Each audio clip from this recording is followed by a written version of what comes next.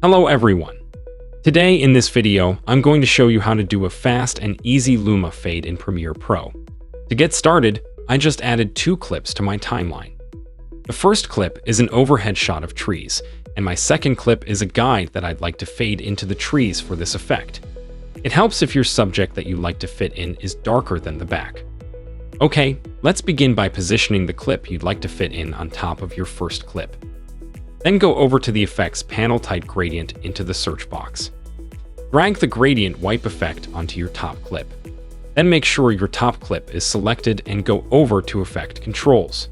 Position the time marker at the start of your top clip on your Gradient Wipe. Change the transition completion to 100%. Then click the stopwatch next to transition completion to create a starting key. Move the time marker to where you want your Luma Fade completed by.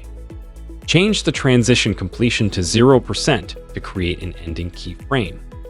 Lastly, and make sure you check this invert gradient checkbox. Okay, and now when I play this back, I have a nice looking Luma Fade in Premiere. Thanks for watching in. See you next time.